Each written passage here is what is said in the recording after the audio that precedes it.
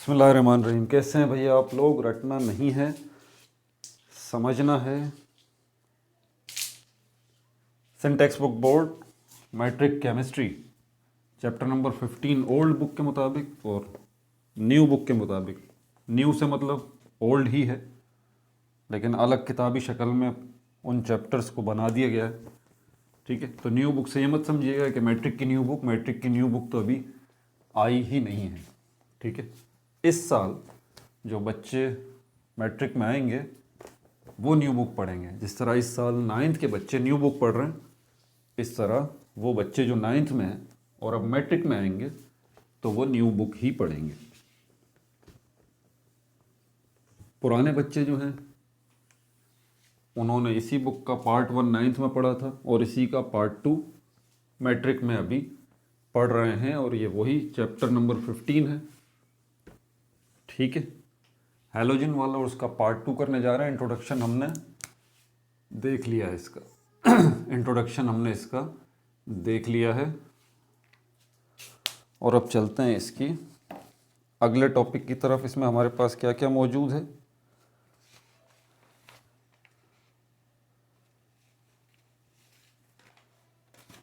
इसमें अक्करेंस और सोर्सेस हैं, अक्करेंस हैं, सोर्सेस हैं, इनको डिस्कस करेंगे। ठीक है, पेज नंबर 269 इंट्रोडक्शन हम इसका देख चुके हैं। अच्छा, ये हो गया, ये हो गया।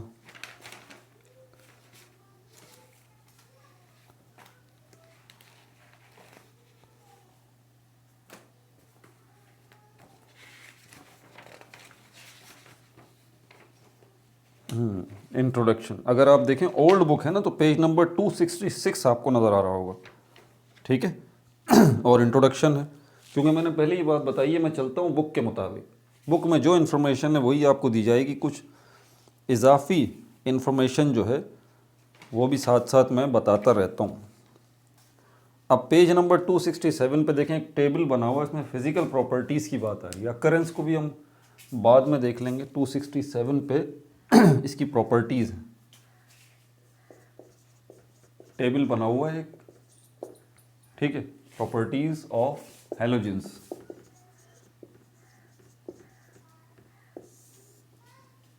क्योंकि कुछ बच्चों की बेस जो है वो बड़ी अच्छी बनी हुई है, शुरू से मेरे साथ हैं, बेसिक्स देखते हुए आ रहे हैं और सारी वीडियोस बाकायदा देख रहे हैं वो, तो केमिस्ट्री की वो काफ़ी नो हाउ रखते हैं। इसमें कुछ ऐसी चीज़ें आएंगी जैसे कि वो आपको डिस्टर्ब करेंगी, न्यू बच्चे हैं उनको परेशानी होगी।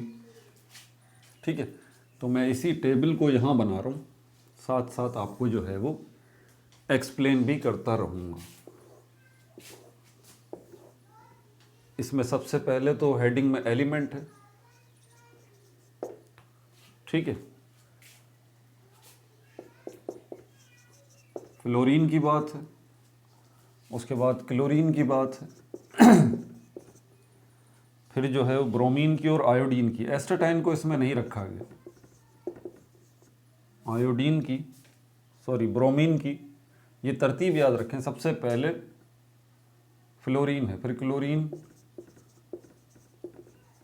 फिर ब्रोमीन और फिर आयोडीन। ठीक हो गया ना भाई? तो इस एलिमेंट सबसे पहले इसको देखते हैं। हमारे पास फ्लोरीन का एटॉमिक नंबर क्या है? एटॉमिक नंबर की डेफिनेशन साथ साथ बताता हूँ, बेसिक्स में बता दिए। द नंबर ऑफ प्रोटॉन, किसी एटम के अंदर प्रोटॉन्स की जो तादाद है वो उसका एटॉमिक नंबर कहलाता है। तो फ्लोरीन का एटॉमिक नंबर 9 है, क्लोरीन का एटॉमिक नंबर 17 है, ब्रोमीन का एटॉमिक नंबर 35 है और आयोडीन का एटॉमिक नंबर 53 है। ये याद रहे कि किसी न्यूट्रल एटम के अंदर जितने प्रोटॉन होते हैं उतने ही इलेक्ट्रॉन होते हैं। तो अगर आपको एटॉमिक नंबर बताया जा रहा हो तो और आपको ये डेफिनेशन याद हो कि एटॉमिक नंबर का मतलब प्रोटॉन्स की तादाद है, तो आप समझ जाइएगा कि आपको प्रोटॉन की तादाद के साथ साथ उसी एटम के अंदर इलेक्ट्रॉन्स की तादाद भी साथ ही बताई जा रही है। समझ आ गई बात? क्योंकि जितने प्रोटॉन होते हैं उतने ही इलेक्ट्रॉन होते हैं न्यूट्रल एटम में। न्यूट्रल एटम वो है जो अकेला एटम है अभी तक वो किसी अपनी ही फैमिली के दूसरे एटम के साथ मिल के नहीं मिला और किसी दूसरी फैमिली के एटम के साथ भी वो नहीं मिला। जैसे कि हाइड्रोजन को देख लें, ये न्यूट्रल एटम है। अगर हाइड्रोजन क्लोरीन के साथ मिल जाता है या हाइड्रोजन जो है 2 एटम ऑक्सीजन के साथ मिल जाते हैं तो इस केस के अंदर अब हम इसको न्यूट्रल एटम नहीं कह सकते, अब ये न्यूट्रल नहीं रहा। अब यहाँ पर इसके इलेक्ट्रॉन्स की तादाद में कुछ गड़बड़ हो सकती है। वो क्या डिटेल है वो तो खैर केमिकल बॉन्डिंग के अंदर मैं एक्सप्लेन कर ही चुका हूँ। तो ये न्यूट्रल एटम है। तो इसका अगर मैं कहता हूँ हाइड्रोजन का एटॉमिक नंबर 1 है तो इसका मतलब इसके पास प्रोटॉन की तादाद भी 1 है और इलेक्ट्रॉन की तादाद भी 1 है। ठीक है। NaCl को अगर हम देखें, ये बड़ी अच्छी एग्जाम्पल है। इसके अंदर इलेक्ट्रॉन की तादाद में फ़र्क है। सोडियम का अगर अलग से मैं एटम देखता हूँ एक, तो इसके अंदर ये न्यूट्रल एटम है, अभी तक ये किसी के साथ मिला नहीं है। तो इसके पास इलेक्ट्रॉन जो है वो कितने हैं, 11 हैं और प्रोटॉन भी 11 हैं। लेकिन इस केस में जब ये सोडियम क्लोरीन के साथ मिल गया है, सोडियम क्लोराइड का फॉर्मूला यूनिट बना लिया है, अब प्रोटॉन की तादाद तो अपनी जगह पे रहेगी, वो नहीं डिस्टर्ब होगी, लेकिन इलेक्ट्रॉन की तादाद इस केस में डिस्टर्ब हो चुकी। क्यों? क्योंकि मिलने के दौरान सोडियम अपना एक इलेक्ट्रॉन क्लोरीन को दे चुका। तो अब यहाँ पर सोडियम के पास इस केस में इलेक्ट्रॉन 11 नहीं है बल्कि 10 है। तो ये छोटी छोटी बिट्स एंड पीसेज इन्फॉर्मेशन होती हैं जो कि आपको बहुत स्ट्रॉन्ग बनाती हैं एटॉमिक नंबर। तो इसी तरह फ्लोरीन का एटॉमिक नंबर अगर 9 है तो समझ जाइए इसके पास प्रोटॉन भी 9 है और इलेक्ट्रॉन भी 9 है। इसी तरह यहाँ 17 electron 17 proton 35 proton 35 electron 53 proton and 53 electron. ये न्यूट्रल एटम्स की बात हो रही है जो कि अकेले हैं। ठीक है भाई। अच्छा, उसके बाद इलेक्ट्रॉनिक कॉन्फ़िगरेशन, मैं इसको शॉर्ट करके यहाँ लिखूँगा EC, इलेक्ट्रॉनिक कॉन्फ़िगरेशन। जब हम इलेक्ट्रॉनिक कॉन्फ़िगरेशन की बात करते हैं तो फ़ौरन हमें समझ में नहीं आता ये है क्या। ये एक मेथड है, आसान सी बात। ये क्या है? ये एक मेथड है, एक तरीका है। अब कोई मेथड है या तरीका है तो यकीनन उससे कोई काम लिया जा सकता है, आसान सी बात है। एक रेसिपी आपको दे दी जाए बिरयानी बनाने की तो आप उसको क्या बोलेंगे? क्या है ये एक तरीका है, एक मेथड है जो बिरयानी की रेसिपी है। इस मेथड, इस तरीके को यूज़ करके आप क्या कर रहे हैं? आप बिरयानी बना सकते हैं, क्योंकि उसमें सारी तफसील लिखी हुई है कि भाई बिरयानी चावल इतने लेने हैं, हरा मसाला इतने लेने हैं, इतना इतना पकाना है, ये इंग्रेडिएंट्स होंगे और इस तरीके से आपने इन इंग्रेडिएंट्स को यूज़ करना है और बिरयानी बना लेनी है। This is called recipe of making biryani. तो बिल्कुल इसी तरह अगर इलेक्ट्रॉनिक कॉन्फ़िगरेशन की बात आए, ये जब भी आए तो समझ जाइए कि आपको एक मेथड बताया जा रहा है, एक तरीका बताया जा रहा है कि भाईजान आप इस तरीके को यूज़ करते हुए इलेक्ट्रॉन्स को रख सकते हैं उनके शेल्स में। समझ में आ गई बात? इसको हम कहते हैं इलेक्ट्रॉनिक कॉन्फ़िगरेशन, यानी कि एक ऐसा तरीका जिसको इस्तेमाल करते हुए आप इलेक्ट्रॉन्स को उनके शेल्स में रख सकते हैं। अब ये इलेक्ट्रॉनिक कॉन्फ़िगरेशन 2, 3, 4 किस्मों के होते हैं। ठीक है। सबसे क्लासिकल, सबसे ओल्ड जो तरीका है उसको हम ऑक्टेट रूल कहते हैं। ऑक्टेट रूल जो कि बच्चों को बताया जाता है और अभी आपको भी यही बताया जाएगा क्योंकि आप मैट्रिक में हैं। ठीक है। 9th वाले का सिलेबस जो न्यू बुक आई है वो थोड़ी सी एडवांस है, उसमें दूसरा मेथड जो है इलेक्ट्रॉनिक कॉन्फ़िगरेशन का वो बताया गया। इसमें भी उसका थोड़ा बहुत जिक्र होगा। बहरहाल ये ऑक्टेट रूल जो है इसका मतलब ये कि हर शेल के अंदर 8, 8, 8 इलेक्ट्रॉन जो है वो रखे जाएंगे। ऑक्टेट वर्ड ऑक्टा से निकला है, ऑक्टा का मतलब है 8। तो इस हिसाब से अब देखिए ज़रा यहाँ पर ये फ्लोरीन को देखें, सिवाय पहले शेल को छोड़ के, वो ड्यूप्लेट कहलाता है।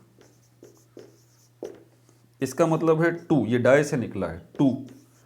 ऑक्टेट ऑक्टा से निकला है 8, 2 और 8। इसका मतलब ये है कि पहले शेल में हमेशा 2 इलेक्ट्रॉन रखेंगे आप, उसके बाद वाले शेल में आप 8, 8 के हिसाब से रखेंगे जितने इलेक्ट्रॉन बच जाते हैं।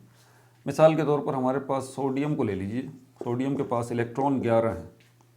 इसकी अगर मैं इलेक्ट्रॉनिक कॉन्फ़िगरेशन करूं ऑक्टेट रूल के मुताबिक और ड्यूप्लेट रूल के मुताबिक, तो पहले तो ये प्रोटॉन और न्यूट्रॉन आ जाएंगे, बीच में न्यूक्लियस है, ये P और N से मैं रिप्रेजेंट कर रहा हूँ। उसके बाद ये पहला शेल आएगा, इसमें सिर्फ 2 ही इलेक्ट्रॉन आ सकते हैं। पहले ये सर्किल जो नज़र आ रहा है ये न्यूक्लियस को रिप्रेजेंट कर रहा है Pn, और न्यूक्लियस में प्रोटॉन और न्यूट्रॉन होते हैं। उसके बाद 11 इलेक्ट्रॉन में से पहले शेल में 2 इलेक्ट्रॉन रख दिए, कितने इलेक्ट्रॉन बच गए? 9 बच गए।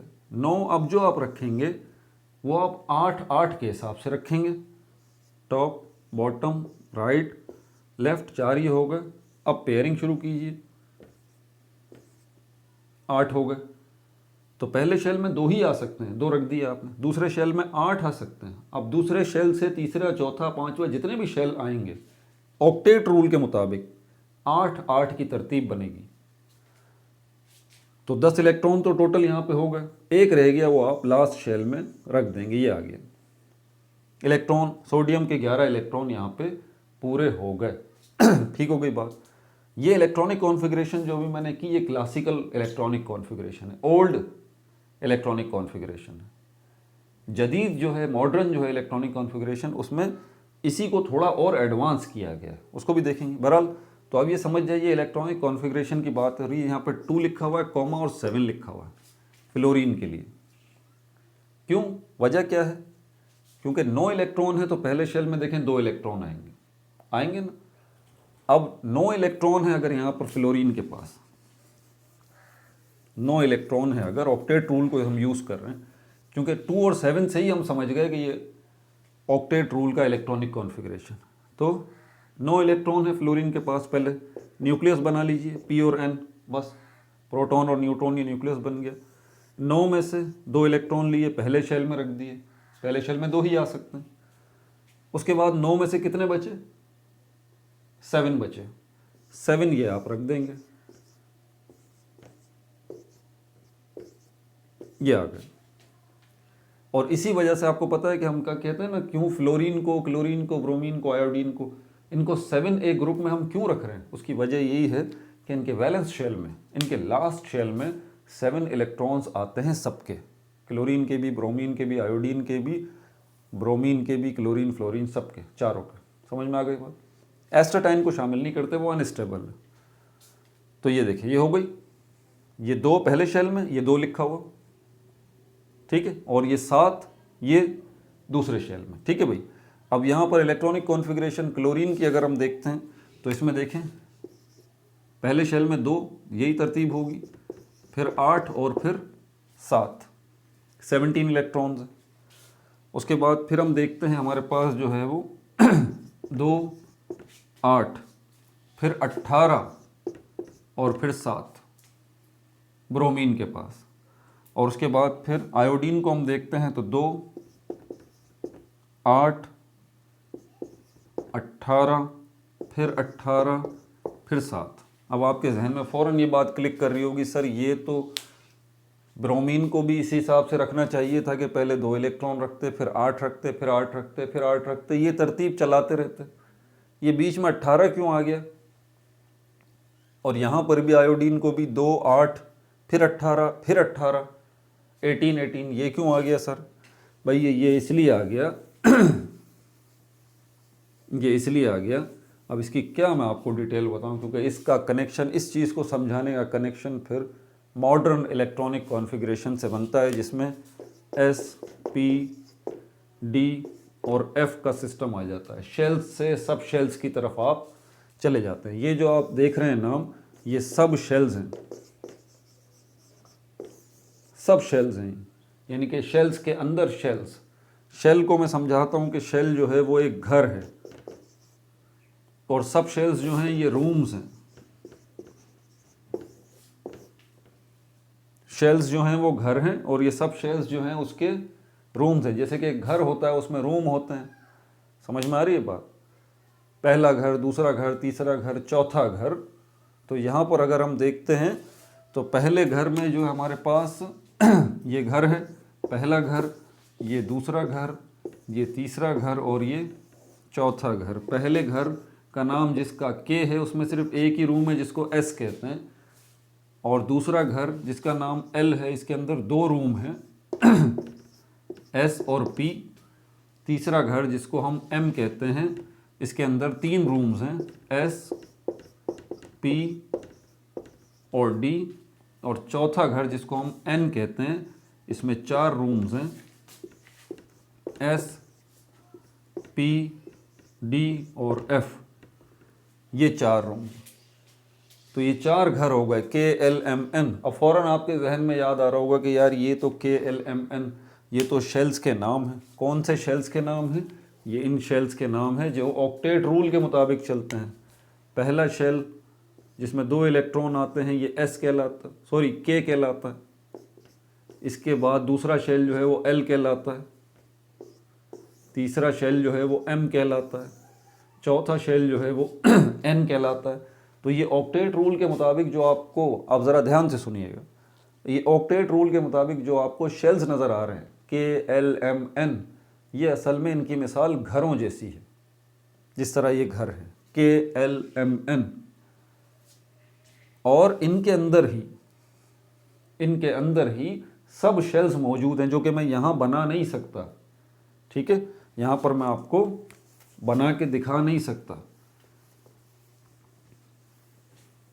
मिसाल के तौर पर अगर ब्रोमीन को मैं लेता हूँ, बड़ा मुश्किल है सारी चीज़ों को यहाँ समझाना, लेकिन थोड़ा थोड़ा बता देता हूँ। ब्रोमीन को अगर लेता हूँ, उसका देखिए ब्रोमीन का एटॉमिक नंबर 35 है। ठीक है, तो पहले तो ये P और N, ये न्यूक्लियस आ जाएगा। अब पहला घर बनाने जा रहा हूँ K, ये रख के, इसमें 2 ही इलेक्ट्रॉन आ सकते हैं। ये दूसरा घर जो है हमारे पास वो L है। अब जब ये पहला घर K बन गया इसके अंदर, यानी कि पहला शेल K, दूसरा शेल L, तीसरा शेल M और ये चौथा शेल जो है वो N है, 4 शेल बन गए। तो ये चारों शेल के अंदर सब शेल्स भी हैं जो कि मैं यहां नहीं बना सकता। समझ आ गई बात? और इलेक्ट्रॉन्स कहाँ हैं? इलेक्ट्रॉन्स इन के शेल्स के अंदर जो सब शेल्स हैं उनमें। दोबारा जुमला सुन लीजिए मेरा, इलेक्ट्रॉन्स कहाँ हैं? मॉडर्न, ये मॉडर्न इलेक्ट्रॉनिक कॉन्फ़िगरेशन बता रहा हूँ। इलेक्ट्रॉन्स कहाँ हैं? इन के शेल्स के अंदर जो सब शेल्स हैं, यानी कि S, P, D और F, S, P, D और F, ये जो सब शेल्स हैं, इनके अंदर असल में इलेक्ट्रॉन्स मौजूद हैं। ठीक है, एक छोटी सी मिसाल देके आपको समझाता हूँ। कोई मुझसे भी फ़ोन करके पूछता है कि भाई आप कहाँ हो, तो मैं उसको बताऊँगा मैं घर में हूँ अपने। लेकिन हकीकत बात यह है कि घर में तो हूँ, घर में तो और रूम्स भी हैं। तो मुझसे बोलेगा हाँ मैं ये जानता हूँ बात कि आप घर में हैं, लेकिन घर में किस रूम में हैं? तो मैं कहूँगा मैं स्टडी रूम में हूँ, बेडरूम में नहीं हूँ। समझ में आ रही है बात? बेडरूम में नहीं हूँ, स्टडी रूम में हूँ। तो जब इलेक्ट्रॉन्स की बात की जाए कि इलेक्ट्रॉन्स जो है वो के शेल में है, तो के शेल के अंदर S सब शेल भी है, SPD, ये क्या है? सब शेल। तो इसमें सब शेल में K में अगर मैं कहता हूँ K में 2 इलेक्ट्रॉन हैं, मेरी मिसाल याद रखिएगा, मैं कहता हूँ K में 2 इलेक्ट्रॉन हैं, तो एक्चुअली K में तो हैं। कोई मुझसे पूछता है आप घर में हो, मैं बोलता हूँ हाँ भाई मैं घर में हूँ। गलत तो नहीं कह रहा ना? अब घर के अंदर रूम कहाँ है? रूम घर के अंदर है ना? तो मुझसे कोई पूछता है आप घर में हैं, मैं बोलता हूँ हाँ घर में हूँ। फिर वो बोलता है आप घर के रूम में हैं, मैं बोलूँगा हाँ घर के रूम में हूँ। फिर कोई मुझसे बोलता है यार एक बात करो, या तो आप घर में हो या रूम में हो, तो मैं कहूँगा भाई क्यों पागलों जैसी बातें कर रहे हो यार, एक ही तो बात है। रूम कहाँ है? घर के अंदर है ना? तो बिल्कुल इसी तरह जब मैं ये KLMN, ये जो शेल्स हैं, इनकी मिसाल घरों जैसी है। और सब शेल्स ये जो मैं नाम दे रहा हूँ SPDF, जिनको मैं यहाँ बना नहीं सकता अभी, इनकी मिसाल कमरों जैसी है, रूम्स जैसी है। इलेक्ट्रॉन्स इस घर के इस रूम में मौजूद हैं। इलेक्ट्रॉन्स इस घर के, L घर के इन रूम्स में मौजूद हैं। इलेक्ट्रॉन्स इस घर के, M घर के इन रूम्स में मौजूद हैं। इलेक्ट्रॉन्स इस घर के, N घर के इन रूम्स में मौजूद हैं। बात समझ आ रही है आपको? और इन्हीं रूम्स को सब शेल्स कहा जा रहा है। तो हकीकत बात यह है कि मुझसे कोई पूछता है आप घर में हैं, बिल्कुल सही बात है, घर में मैं स्टडी रूम में हूँ, ये ज़्यादा सही बात है। कोई बोलता है क्या आप कहाँ हैं, मैं घर में हूँ, बिल्कुल सही बात है। कोई मुझसे पूछता है घर में आप स्टडी रूम में हैं, ये ज़्यादा सही बात है। तो मैं कहता हूँ कि इलेक्ट्रॉन के शेल में है, लेकिन मैं कहता हूँ कि के शेल के अंदर S सब शेल में है, ये ज़्यादा सही बात है। समझ आ गई बात? अब ये जो 4 घर हैं KLMN, इन 4 घरों के अंदर ये जो रूम्स हैं जिनको मैं सब शेल्स कह रहा हूँ, तो ये रूम्स जो हैं वो सारे घरों में एक जैसे नहीं हैं। आप देखें ज़रा, ये के वाला जो घर है इसमें सिर्फ एक ही रूम है एस। ये एल वाला जो घर है इसमें सिर्फ 2 रूम्स हैं एस और पी। ये एम वाला जो घर है इसमें 3 रूम्स हैं एस पी डी। और ये एन वाला जो घर है इसमें 4 रूम्स हैं एस पी डी एफ। और हर रूम में इलेक्ट्रॉन्स की तादाद अलग अलग है। मिसाल के तौर पर एस जो है एस, इसके अंदर सिर्फ 2 इलेक्ट्रॉन आ सकते हैं। पी जो सब शेल है रूम है इसमें 6 इलेक्ट्रॉन आ सकते हैं। डी जो सब शेल है रूम है इसमें 10 इलेक्ट्रॉन आ सकते हैं। और एफ जो सब शेल है रूम है इसमें 14 इलेक्ट्रॉन आ सकते हैं। ये देखें, समझ आ गई बात? तो K के अंदर सिर्फ 2 ही इलेक्ट्रॉन आएंगे। और K में किस सब शेल में 2 इलेक्ट्रॉन आएंगे? S में, क्योंकि S में 2 ही इलेक्ट्रॉन आ सकते हैं। इसी तरह L घर के अंदर दूसरे शेल के अंदर, ये पहला शेल हो गया, ये दूसरा शेल हो गया L। इसमें जो है वो 2 रूम हैं, 2 सब शेल हैं S और P। S में 2 इलेक्ट्रॉन आ सकते हैं और P में 6 इलेक्ट्रॉन आ सकते हैं। 2 और 6 हो गए 8, हो गए 8। अब यहां जरा देखिएगा, ब्रोमीन के एग्जाम्पल लिखिए ना, 35 इलेक्ट्रॉन, पहले में 2 K में आ गए, दूसरे में 8 L में आ गए। लेकिन 8 किस हिसाब से आए हैं? 2 S में गए हैं, 6 P में गए हैं। अभी ये 18 का जो सिस्टम है ना, ये देखें, अभी इसकी तरफ आता हूं। ये 18 क्या है? ये 18 इस वाले घर को रिप्रेजेंट कर रहा है। इस घर के जो M घर है इसके टोटल इलेक्ट्रॉन्स की तादाद को रिप्रेजेंट कर रहा है। समझ में आ गई बात? मिसाल के तौर पर यहां मैं बोलता हूं कि यहां पर 2 इलेक्ट्रॉन इसमें आ गए, 6 इसमें आ गए, डी में 10 आ गए, आ गए।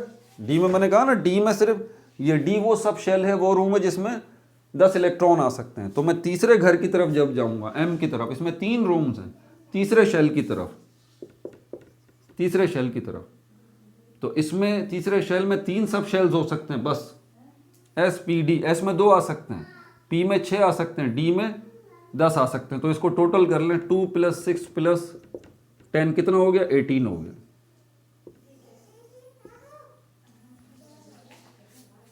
18 हो गया। अब आपको समझ में आया जो यहाँ पे ब्रोमीन में लिखा हुआ है कि पहले शेल में K में 2 आ गए ब्रोमीन के, दूसरे शेल L जो है जिसमें 2 सब शेल हैं S और P, इस हिसाब से इसमें 8 आ गए।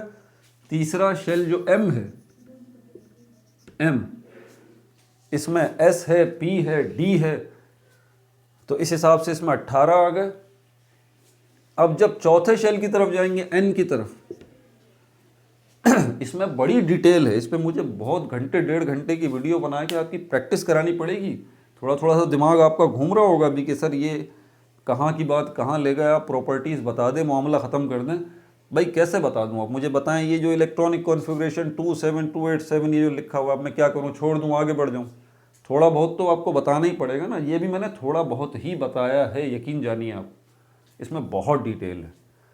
बहरहाल अभी आपको कुछ ना कुछ आइडिया हो गया होगा, मैं इसको मिटा देता हूँ। कुछ ना कुछ आपको आइडिया हो गया होगा, ठीक है। जिन बच्चों की इलेक्ट्रॉनिक कॉन्फ़िगरेशन के ऊपर ग्रिप है, उनको जो शुरू से साथ हैं, बेसिक्स ख़ास तौर पे जिनकी स्ट्रॉन्ग हैं, उनको तो किसी हद तक बात समझ में आ गई होगी। पूरी बात समझ में नहीं आई होगी, ठीक है। मैं टॉपिक छेड़ना नहीं चाह रहा था क्योंकि मुझे अंदाज़ा है, क्योंकि एक दफ़ा जहन में अच्छी तरह ये ना बैठे ना। बहरहाल ये जिसमें मैंने अभी एक्सप्लेन किया है, तसल्ली से रिलैक्स होकर, मेरी नसीहत है आपको, आराम से बैठ के सुकून से मेरी एक एक बात को रोक रोक के ज़रा सुने और समझें मैं उसमें समझाना क्या चाह रहा हूँ। जो मैंने घरों वाली मिसाल दी है और जो मैंने रूम्स वाली मिसाल दी है, अपनी जो मिसाल दे के बात समझाई, ठीक है भाई। आगे चलते हैं।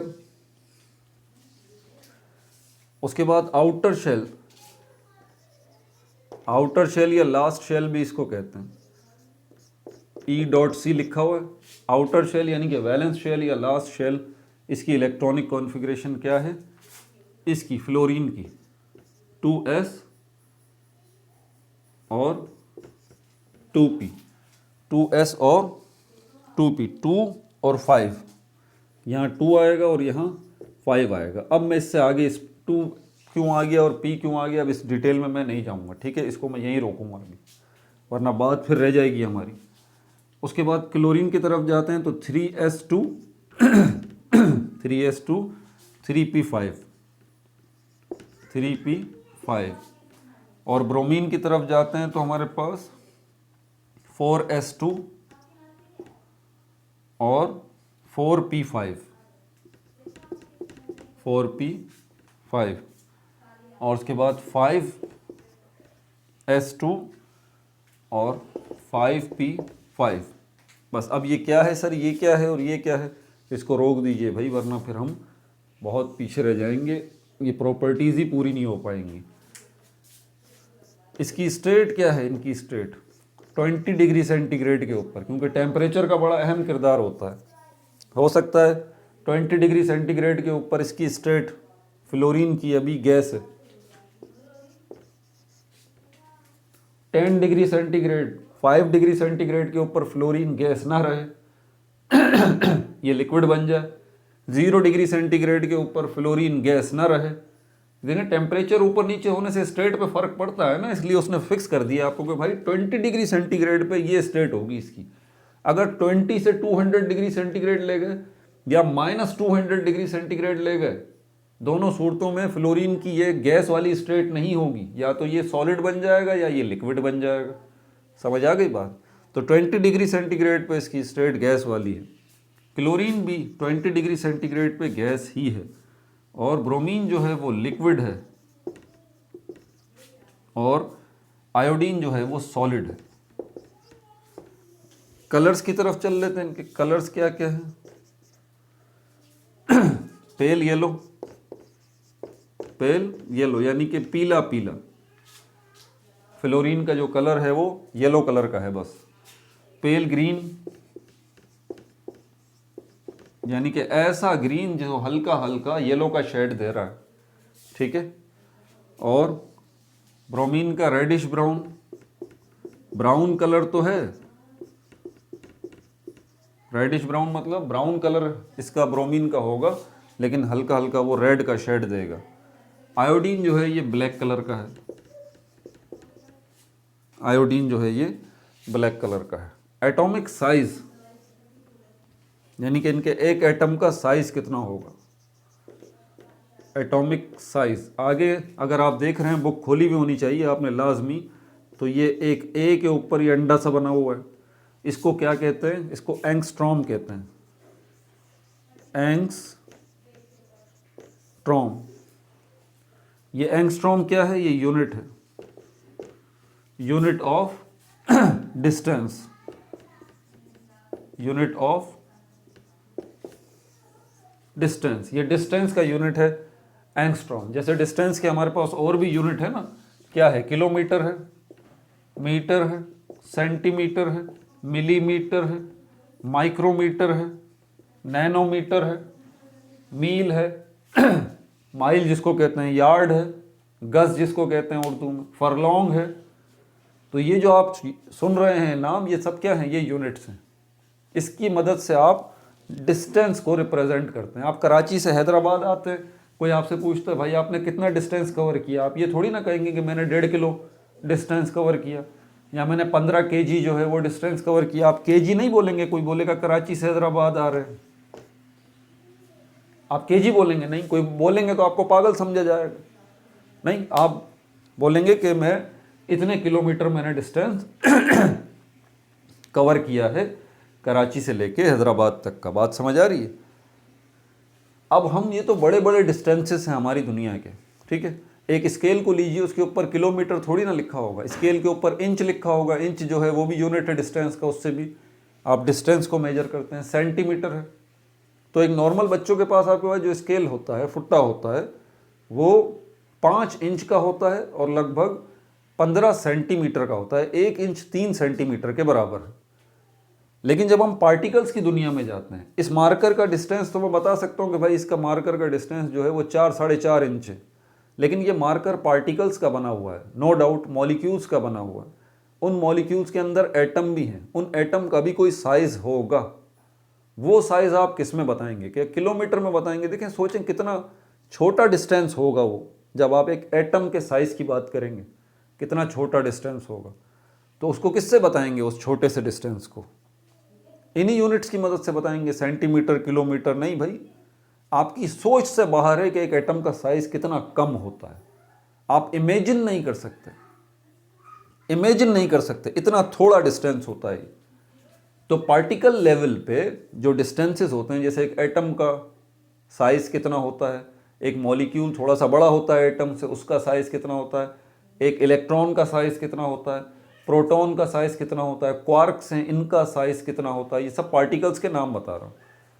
तो इनका साइज जो है वो इस यूनिट में रिप्रेजेंट किया जाता है एंगस्ट्रॉम में, जिसको ए और डॉट से रिप्रेजेंट किया गया। बात समझ आ गई?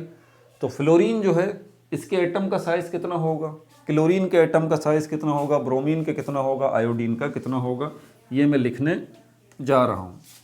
इसीलिए आगे एटॉमिक साइज एंगस्ट्रॉम में लिखा हुआ है। तो सबसे पहले 0.71 एंगस्ट्रॉम फ्लोरीन के एटम का साइज है। ठीक है, अब मैं आगे बढ़ने से पहले एक बात आपसे पूछता हूँ। आप मुझे बताइए, एटम को बनाने वाला कौन है? एटम को बनाने वाले इलेक्ट्रॉन, प्रोटॉन, न्यूट्रॉन, यही है ना? तो जितने ज़्यादा इलेक्ट्रॉन, प्रोटॉन, न्यूट्रॉन होंगे, उससे एटम का साइज बढ़ेगा या घटेगा? बढ़ेगा ना। अब एटॉमिक नंबर फ्लोरीन का है 9, मतलब इसमें 9 प्रोटॉन है। 9 प्रोटॉन है तो 9 इलेक्ट्रॉन होंगे। न्यूट्रॉन जो है उनकी तादाद आगे पीछे होती रहती है। तो इसके एटॉमिक नंबर 9 से हम समझ गए कि इसके पास प्रोटॉन और इलेक्ट्रॉन तो 9 हैं, न्यूट्रॉन आगे पीछे हो सकते हैं। और अगर क्लोरीन को देखें तो इसके पास प्रोटॉन 17 है और इलेक्ट्रॉन भी 17 है। अब देख के हम आसानी से बता सकते हैं। मैं आपसे पूछूं, भाई बताइएगा ज़रा, फ्लोरीन के एटम और क्लोरीन के एटम में दोनों में साइज़ किसका बड़ा है? आप बोलेंगे भाई क्लोरीन का साइज़ बड़ा है। क्यों? क्योंकि इसके पास जो है वो ज़्यादा इलेक्ट्रॉन है, ज़्यादा प्रोटॉन है। अगर मैं कहूँ क्लोरीन और ब्रोमीन का साइज़ बताइए, दोनों में से किसका साइज़ बड़ा होगा? आप कहेंगे ब्रोमीन का साइज़ बड़ा होगा डेफिनेटली, क्योंकि इसके पास इलेक्ट्रॉन ज़्यादा है, प्रोटॉन ज़्यादा है। और ब्रोमीन और आयोडीन की बात करूँगा कि इनके एटम्स का साइज़ जो है वो किसका बड़ा है। तो आप कंपेयर कर लीजिए, 53 प्रोटॉन जो हैं आयोडीन के पास हैं और इसके पास, फ़र्क देख लीजिए। अब एंगस्ट्रॉम में देखें 0.71 एंगस्ट्रॉम फ्लोरीन के एटम का साइज़ है, तो 0.99 एंगस्ट्रॉम जो है वो किसका साइज़ है? क्लोरीन के एटम का साइज़। बढ़ रहा है ना, देखें 1.14 एंगस्ट्रॉम, ये किसका साइज़ है? ये ब्रोमीन के एटम का साइज़ है। ये एमसीक्यूज में क्वेश्चन आ जाते हैं। और 1.33 एंगस्ट्रॉम किसके एटम का साइज़ है? ये आयोडीन के एटम का साइज़ है। ठीक है, उसके बाद फिर ionic size. Ionic size atom और आयन में क्या फ़र्क होता है, इसको भी समझिए। बेसिक्स में सारी चीज़ें बता चुका हूँ, लेकिन समझ लीजिए। ये सोडियम का एटम है और ये सोडियम का आयन है। एटम के अंदर इलेक्ट्रॉन और प्रोटॉन की तादाद बराबर होती है हमेशा। सोडियम के पास 11 इलेक्ट्रॉन है और 11 ही प्रोटॉन है। लेकिन सोडियम का जो आयन है इसके पास इलेक्ट्रॉन 10 है और प्रोटॉन 11 है। तो बस समझ जाइए कि आयन किसको कहते हैं और आयन बनता किससे है। आयन के ऊपर भी मैंने बेसिक्स ऑफ केमिस्ट्री में वीडियो बनाई हुई है, अगर आपको देखना हो आयन क्या है तो लिखिए आयन, बाय रटना नहीं, समझना है। यूट्यूब सर्च बार में आयन आ जाएगा। कोई वीडियो चाहिए आप उसका नाम लिखिए, आगे लिखिए बाय रटना नहीं, समझना है, वीडियो आ जाएगी आपके पास। तो ये एटम और आयन में फ़र्क देख लीजिए। ठीक है, तो आयन जो है वो बनता एटम से ही है। ये भी पार्टिकल है, ये भी पार्टिकल है। ये जो पार्टिकल अब आयन कहला रहा है, यही पार्टिकल पहले एटम कहलाता था। क्यों? एटम उसी को कहते हैं जिसके बाद इलेक्ट्रॉन और प्रोटॉन की तादाद बराबर हो। समझ में आ रही है बात? ये आयन है। अब यहाँ पर क्योंकि फ्लोरीन, क्लोरीन, ब्रोमीन, आयोडीन ये 7A ग्रुप से ताल्लुक़ रखते हैं और सोडियम क्लोराइड की एग्जाम्पल हमारे पास बड़ी ज़बरदस्त एग्जाम्पल है सोडियम क्लोराइड की। उसमें हम क्या देखते हैं? आयोनिक बॉन्डिंग भी होते हुए देखते हैं। उसमें हम ये भी देखते हैं कि सोडियम का एटम जो है वो क्लोरीन को क्या दे रहा है? सोडियम का एटम क्लोरीन को एक इलेक्ट्रॉन दे रहा है और क्लोरीन का एटम एक इलेक्ट्रॉन ले रहा है। अब यहाँ पर जो लेने वाली पोजीशन होगी क्लोरीन की, इसमें आप देख लीजिए, ये क्लोरीन का एटम और ये क्लोरीन का आयन, इसके ऊपर माइनस है यानी कि -1। यहाँ पर क्लोरीन का एटम है, इसके पास 17 प्रोटॉन इलेक्ट्रॉन है और 17 जो है इसके पास प्रोटॉन है। तो इलेक्ट्रॉन भी 17 है, प्रोटॉन भी 17 है। समझ में आ रही है बात आपको? अब यहाँ पर ये क्लोरीन का जो आयन है, इसके पास इलेक्ट्रॉन कितने हैं? ये 18 इलेक्ट्रॉन है और प्रोटॉन कितने हैं? इसके पास 17 प्रोटॉन है। समझ में आ रही है बात आपको? अब ये इलेक्ट्रॉन की तादाद में फ़र्क क्यों आया? ये क्लोरीन का एटम नहीं है, अब ये क्लोरीन का आयन है। क्या है ये? क्लोरीन का आयन है। अब ये क्लोरीन का आयन क्यों बना? क्योंकि देख लीजिए, इलेक्ट्रॉन और प्रोटॉन की तादाद में फ़र्क नज़र आ रहा है। इलेक्ट्रॉन अब 18 हो गए और प्रोटॉन 17 है। इलेक्ट्रॉन 18 क्यों हुए? एक इलेक्ट्रॉन आने की वजह से। किसने दिया था एक इलेक्ट्रॉन? सोडियम क्लोराइड की मिसाल हमारे सामने है। सोडियम ने एक इलेक्ट्रॉन क्लोरीन को दिया था, तो एक इलेक्ट्रॉन दे के सोडियम खुद भी आयन बना। ठीक है, इसके पास तादाद फर्क आ गया और एक इलेक्ट्रॉन लेके क्लोरीन खुद भी एटम से आयन बन गया। दोनों इस वक्त आयंस की पोजीशन में है NaCl के अंदर। समझ में आ रही है बात आपको? तो क्लोरीन इस एटम से क्लोरीन का आयन बन गया। समझ में आ गई बात? ये सब के सब हैलोजेंस कहलाते हैं। ये सब के सब हैलोजेंस कहलाते हैं। इसीलिए इनके जो आयंस हैं इनके, उनको हम हैलाइड आयन कहते हैं। क्या कहते हैं? हैलाइड। हैलोजन से वर्ड हैलाइड निकला है, हैलाइड आयन। और ये क्वालिटी सबके पास है। आपको पता है ना, सबके लास्ट शेल में 7 इलेक्ट्रॉन्स हैं। फ्लोरीन के लास्ट शेल में भी 7 इलेक्ट्रॉन है, क्लोरीन के लास्ट शेल में भी 7 इलेक्ट्रॉन है, ब्रोमीन के लास्ट शेल में भी 7 इलेक्ट्रॉन है और आयोडीन के लास्ट शेल में भी 7 इलेक्ट्रॉन है। अब ये 7-7 इलेक्ट्रॉन जब हैं, तो जब क्लोरीन के केस में हमने देखा कि क्लोरीन ने एक इलेक्ट्रॉन लेके अपना ऑक्टेट मुकम्मल किया, इसी तरह फ्लोरीन भी क्या करेगा? ये भी जब किसी के साथ मिलेगा दूसरे एटम के साथ, तो ये भी उस एटम से एक इलेक्ट्रॉन लेगा। और ब्रोमीन क्या करेगा? ब्रोमीन भी यही करेगा कि दूसरे एटम से इलेक्ट्रॉन लेगा। और आयोडीन क्या करेगा? ये भी दूसरे एटम से एक इलेक्ट्रॉन लेगा। वजह ये कि सब इनके वैलेंस शेल में, इनके लास्ट शेल में 7 इलेक्ट्रॉन्स हैं और इनको ऑक्टेट मुकम्मल करने के लिए, अपने वैलेंस शेल में 8 इलेक्ट्रॉन पूरे करने के लिए इनको एक इलेक्ट्रॉन चाहिए। तो इसीलिए जब भी ये किसी के साथ केमिकल रिएक्शन करेंगे, हमेशा इलेक्ट्रॉन को लेंगे। और ये किसके साथ केमिकल रिएक्शन करते हैं? पहले ही बता चुका हूँ कि मेटल्स के साथ। 1A और 2A 3A ग्रुप के जो एलिमेंट्स हैं, जिसमें sodium, magnesium, calcium, lithium, potassium, ये सब आते हैं, उनसे ये इलेक्ट्रॉन लेंगे जब उनके साथ ये केमिकल रिएक्शन करेंगे। जैसे कि सोडियम क्लोराइड में सोडियम ने एक इलेक्ट्रॉन दिया है क्लोरीन को और क्लोरीन ने एक इलेक्ट्रॉन उससे लिया है और क्लोरीन खुद क्या बन गया? आयन बन गया। क्लोराइड आयन बन गया। कलेक्टिवली क्या कहेंगे हम इसको? हैलाइड आयन बन गया। इसी तरह ये क्लोरीन से क्लोराइड आयन बना, फ्लोरीन से फ्लोराइड आयन बनेगा, ब्रोमीन से ब्रोमाइड आयन बनेगा और आयोडीन से आयोडाइड आयन बनेगा। बात समझ आ रही है? क्यों बनेगा? क्योंकि ये जब भी किसी के साथ रिएक्शन करेंगे इलेक्ट्रॉन को लेंगे।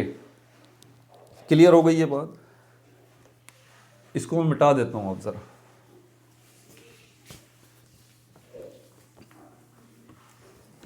चीज़ें काफ़ी मुश्किल हैं, समझाना जो है थोड़ा सा मुश्किल है। तो मैं अब मैं एक चीज़ और कहने लगा हूँ कि आप मेरी वीडियो को कम से कम 2 दफ़ा देखा करें। आप यकीन करें, आपका जहन कई इतनी सारी जो आप बातें सुनते हैं, बैक वक्त उनको जहन में आपने रोकना इतना आसान नहीं है। तो आप ऐसा करें कि कम से कम वीडियो को 2 से 3 दफ़ा देखें। जब सीखने के लिए आए हैं तो सही तरीके से सीखें। आप दूसरी दफ़ा इसी वीडियो को देखेंगे तो आपका जहन और खुलेगा, नई नई चीज़ें आपको और पता चलेंगी। एक सिंबल बता देता हूँ कि इन हैलोजेंस को सबको, फ्लोरीन, क्लोरीन, ब्रोमीन, आयोडीन, इस X से रिप्रेजेंट किया जाता है। इस X से रिप्रेजेंट किया जाता है। X आपको लिखा हुआ नज़र आ जाए मैथमेटिक्स के अलावा, तो आप समझ जाइए केमिस्ट्री में किसकी बात की जा रही है? हैलोजन की बात की जा रही है। कोई भी हो सकता है, फ्लोरीन, क्लोरीन, ब्रोमीन, आयोडीन, एसिटाइन, कोई भी हो सकता है इन 5 में से। और इन्हीं fluorine, chlorine, bromine, iodine, halogen के एटम से हैलोजन के आयंस बनते हैं, जिनको हैलाइड आयन कहा जाता है। जिसको हम कहते हैं क्लोरीन के ऊपर माइनस है, फ्लोरीन के ऊपर माइनस है, ब्रोमीन के ऊपर माइनस है और आयोडीन के ऊपर माइनस है। ये हैलाइड आयंस कहलाते हैं। इन्हीं हैलाइड आयंस को हम इसी X के ऊपर माइनस लगा के रिप्रेजेंट करते हैं। आपके पास बुक खुली हुई होगी, ये टेबल बना हुआ है तो देख लीजिए आप, आयोनिक साइज लिखा हुआ है, क्या लिखा हुआ है, आयोनिक साइज, और उसके आगे आयोनिक साइज और उसके आगे ये x बना हुआ है, इसके ऊपर माइनस आपको नज़र आ रहा होगा, ये x बना हुआ है कैपिटल X और ये माइनस और आगे एंगस्ट्रॉम। एटम का साइज तो हमने देख लिया एटम का साइज तो हमने देख लिया। अब जो आयन है उसका भी साइज देख लें। एटॉमिक साइज तो अभी हमने देखा है ना एंगस्ट्रॉम में। अगर हैलोजन के एटम का आयन बन जाता है, क्लोरीन से क्लोराइड आयन बन जाता है, फ्लोरीन से फ्लोराइड आयन बन जाता है, ब्रोमीन से ब्रोमाइड आयन बन जाता है, और आयोडीन से आयोडाइड आयन बन जाता है, तो इन आयंस को X से रिप्रेजेंट कर रहे हैं और ऊपर माइनस भी है, तो इनका साइज क्या होगा ये बताया जा रहा है अभी। ठीक है भाई, इनका साइज क्या होगा, इसीलिए कहा आयोनिक साइज क्या है, ये भी एंगस्ट्रॉम में है। आयंस का साइज जो है वो बड़ा है, 1.33 एंगस्ट्रॉम। देख लीजिए, एटम का साइज छोटा, आयन का साइज बड़ा, 1.33 एंगस्ट्रॉम फ्लोरीन के आयन का, फ्लोराइड आयन का साइज है, और 1.81 क्लोराइड आयन का साइज है, और 1.96 ब्रोमाइड आयन का साइज है, और 2.20 एंगस्ट्रॉम आयोडाइड आयन का साइज है। ठीक है भाई, अब आगे चलते हैं।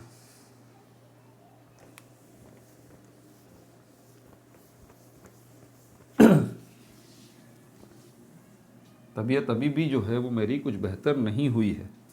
ठीक है, आवाज़ से भी लग रहा होगा आपको, लेकिन बहरहाल काम तो करना है ना।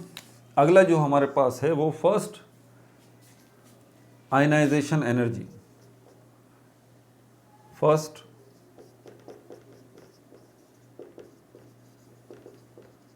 Ionisation energy. कोई भी अपना एटम जो है ना, कोई भी एटम अपना इलेक्ट्रॉन इतनी आसानी से देना नहीं चाहता। अगर हम ये कहते हैं कि ये सोडियम और ये क्लोराइड, ये क्लोरीन के एटम आपस में मिले हैं, ठीक है, और उसके नतीजे में सॉल्ट बना है सोडियम क्लोराइड, तो भाई ये इतने आसानी से ये सोडियम का अपना एटम जो है ना, ये एक इलेक्ट्रॉन इस क्लोरीन को नहीं देगा। ठीक है, मैंने कहा ना कोई भी एटम जो है वो अपना इलेक्ट्रॉन किसी को देना नहीं चाहता, तो इतनी आसानी से नहीं देगा। इसके लिए हमें थोड़ा सा इसके ऊपर प्रेशर लगाना पड़ेगा, प्रेशर लगाना पड़ेगा, थोड़ा इसको डराना धमकाना पड़ेगा, थोड़ा इसके ऊपर पावर लगानी पड़ेगी। ठीक है, तो इस पे जो है उसको हम कहते हैं एनर्जी। तो एनर्जी वो ताकत है, जब हम इसके ऊपर लगाएंगे सोडियम के एटम के ऊपर, तो ये मजबूर हो जाएगा अपना एक इलेक्ट्रॉन इस क्लोरीन को देने के लिए। समझ में आ गई बात। तो ये जो है वो सोडियम का एटम अपना एक इलेक्ट्रॉन क्लोरीन को दे देगा। कभी कभी ऐसा हो जाता है कि हमें एक एटम से एक इलेक्ट्रॉन नहीं चाहिए होता है, बल्कि एक से ज़्यादा इलेक्ट्रॉन चाहिए होता है। तो ऑब्वियस सी बात है, अगर एक इलेक्ट्रॉन को निकालने में हमें जितनी एनर्जी, जितनी ताकत हम लगाएंगे एक एटम के ऊपर, अगर उसी में से दूसरा एटम निकालना होगा तो हमें ताकत का इजाफा थोड़ा और करना पड़ेगा।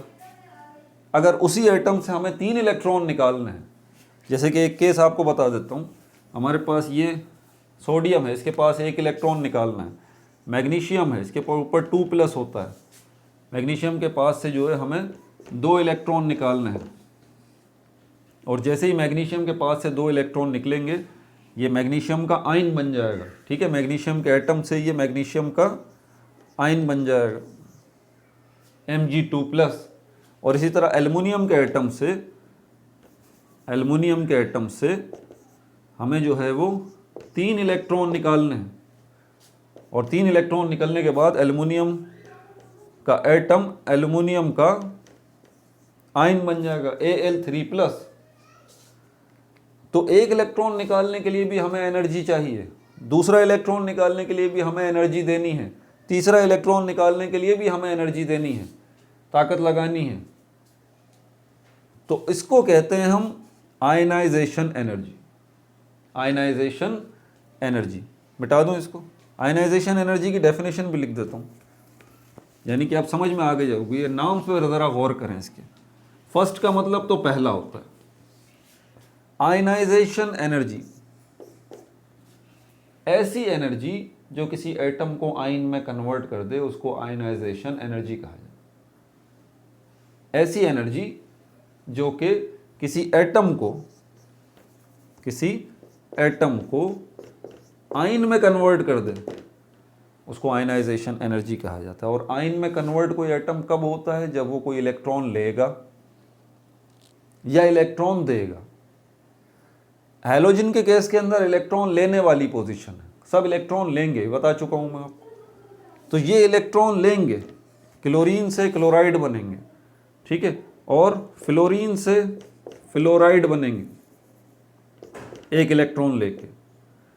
इसी तरह ब्रोमीन से ब्रोमाइड बनेंगे एक इलेक्ट्रॉन लेके, और आयोडीन से आयोडाइड बनेंगे एक इलेक्ट्रॉन लेके। बात समझ आ रही है? तो फर्स्ट आयनाइजेशन एनर्जी क्या है? वो एनर्जी जो किसी एटम को आयन में कन्वर्ट करती है।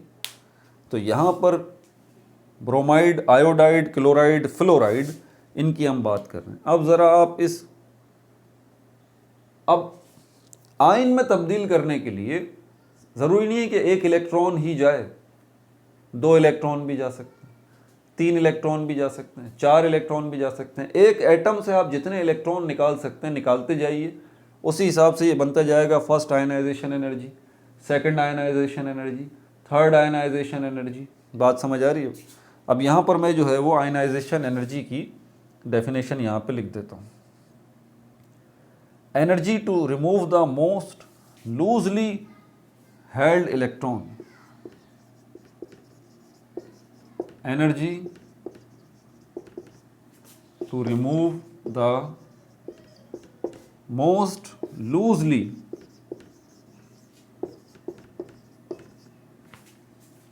Held electron.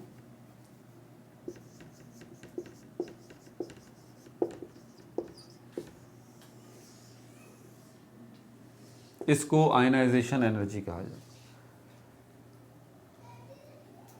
ठीक है भाई, मिसाल देके समझाता हूं।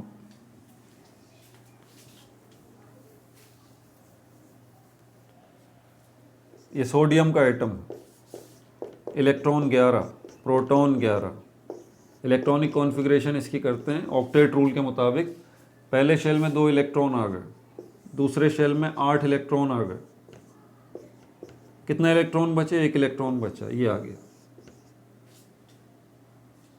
क्या लिखा हुआ आयनाइजेशन एनर्जी के बारे में? Energy to remove the most loosely held electron.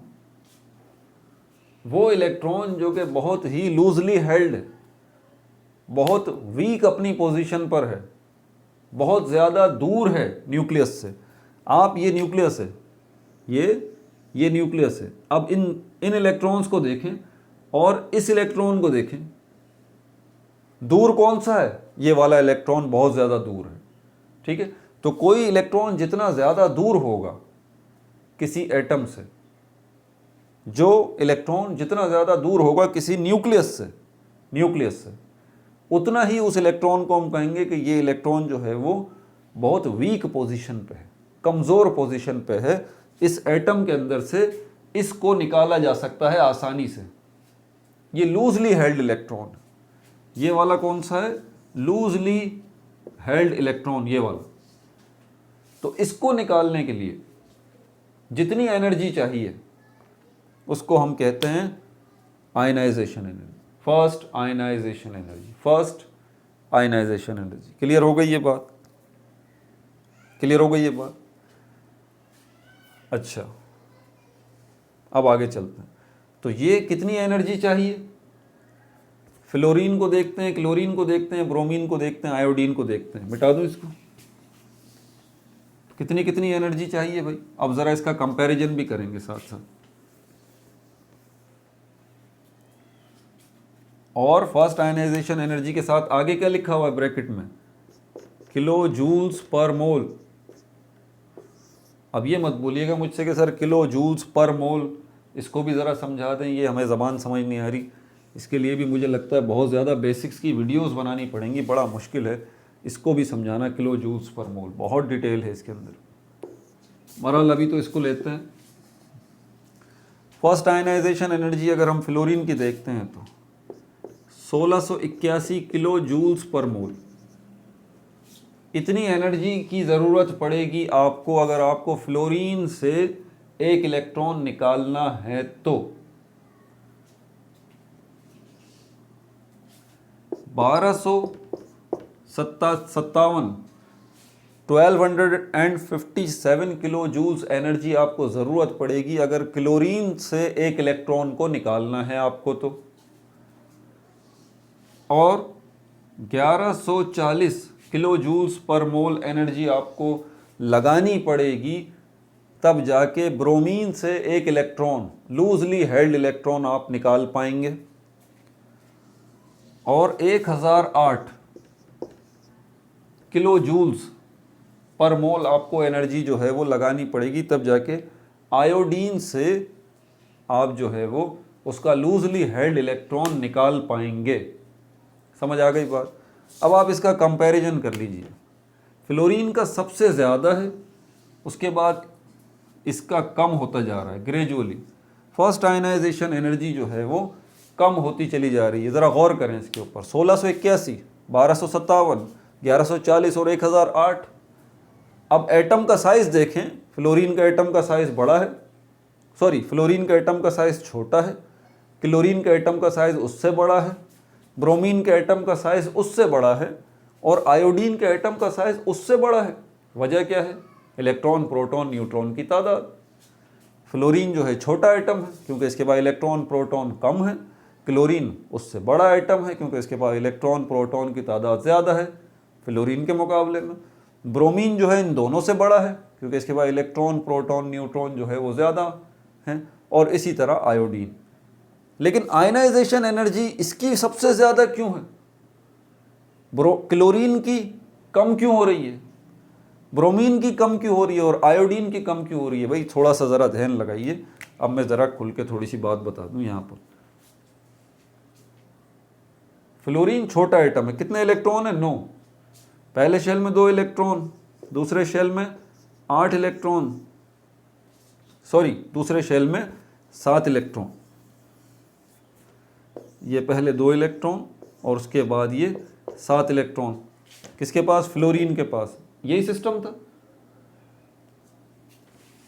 अब ब्रोमीन को, उसको देखिए, आयोडीन को या क्लोरीन को, ब्रोमीन को देखें, 35 इलेक्ट्रॉन्स हैं, 35। पहले शेल में 2, फिर 8, फिर 8। ये ब्रोमीन है। अब फ्लोरीन को देखें और ब्रोमीन को देखें, कितना डिस्टेंस है न्यूक्लियस से? ये इसका बड़ा, जितना ज़्यादा बड़ा एटम है उसका उतना ही इलेक्ट्रॉन दूर हो रहा है। जितना ज़्यादा बड़ा एटम है उतना ही इलेक्ट्रॉन, उसका लास्ट शेल वाला इलेक्ट्रॉन दूर हो रहा है उसके न्यूक्लियस से। जितना छोटा एटम है उसका लास्ट इलेक्ट्रॉन उतना ही उसके न्यूक्लियस से नज़दीक है। तो भाई वो जो इलेक्ट्रॉन न्यूक्लियस से ज़्यादा नज़दीक होगा उसकी न्यूक्लियस पे उतनी ग्रिप होगी। ये न्यूक्लियस जो है ना, न्यूक्लियस, इसमें जो प्रोटॉन है, एक्चुअली इन्होंने ये इलेक्ट्रॉन्स को पकड़ के रखते हैं।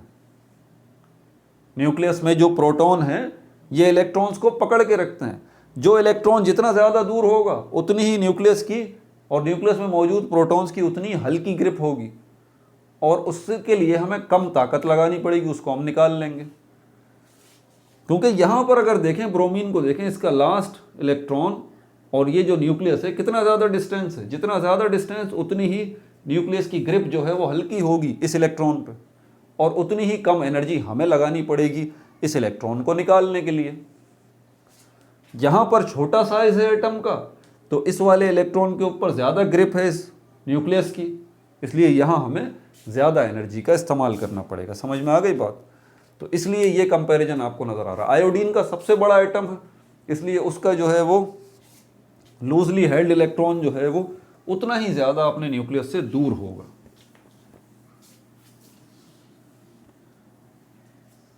ठीक है भाई, मेरे ख्याल में यहीं एंड कर देते हैं। ठीक है, अब इसके अंदर हमारे पास इलेक्ट्रॉन एफिनिटी भी है, इलेक्ट्रोनेगेटिविटी भी है, melting point, boiling point, x single bond energy, reduction potential जो कि वोल्ट में है, सॉल्युबिलिटी इन वाटर है। अब देखें कितनी सारी टेक्निकल चीज़ें, आसान नहीं है इनको समझना, ठीक है, ना ही समझाना। मुझे अपनी काफ़ी एनर्जी इस्तेमाल करनी पड़ेगी, वीडियोस भी बड़ी बनेंगी, लेकिन बात यह है कि रटना नहीं है, समझना है। तो मेहनत कीजिए, वक्त दीजिए, बाद में आप दुआ देंगे। अपना बहुत ज़्यादा ख्याल रखिएगा। पार्ट 3 के अंदर इन्हीं प्रॉपर्टीज़ को हम कंटिन्यू करेंगे। No like, no subscribe, only share.